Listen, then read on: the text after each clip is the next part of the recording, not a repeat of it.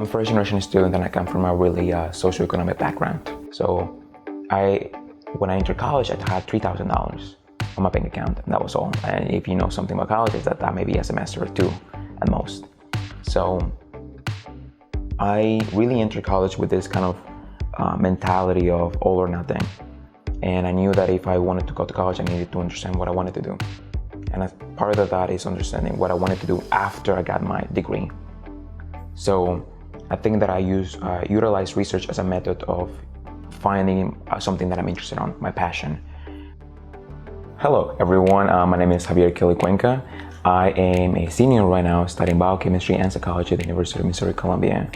I currently work in the Schul Lab, that's part of the Department of Biology, and my PI, my mentor, is Johannes Schul. My lab studies central pattern generators. Central pattern generators are just bundle of neurons that control rhythmic behavior. So we use a model, the organism model, katydids, which are like small crickets. And what we're trying to understand essentially is that how is that they produce the most simple forms of calling, you know, like the buzzing they hear in the middle of the night, all that kind of stuff. We don't really have we don't have a full-on grasp of how that happens. So my current project just tries to understand the contributions of the T3, the thoracic tree ganglion, of this organism in relationship to calling. Essentially, if you affect this ganglion, which is part of the central nervous system, how does that affect the overall call production and quality? Across the years, I've had multiple graduate students and other undergrads coming in, and it's always the same question: why should we care about this? And in a way, there are two ways of looking at this. One of it is evolutionary biology. So just understanding, well, does the central nervous system of these katydid species or this animal species is similar to this other one?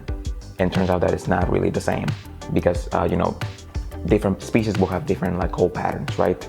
So it's just because they have to communicate differently because they're completely different species. So a question is, well, how does that happen? So that's one aspect of seeing it, just evolutionary biology. The way I see it is more like neuroscience driven. It's significantly more like, well, if you have a brain, you have a central nervous system, and you affect one thing of it, or you get really creative, and you can affect the temperature. You can include specific chemicals. You can outright just do lesions. I think that's a more fascinated field where it ensures that creativity and imagination are able to enter the door.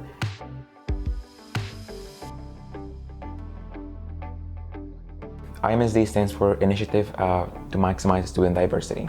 It's a program that, as the title entails, is just meant to give opportunity to students from underrepresented backgrounds an opportunity to do research while simultaneously integrating an aspect of mentorship and utilizing a social aspect.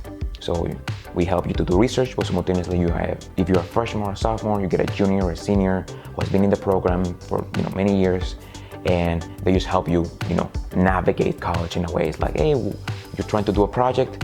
Well, how's your PI? Do you understand what is going on? Do you need help in any way or form? Do you need help with your resume? Do you need help with reading, literature, for instance? We help you with that.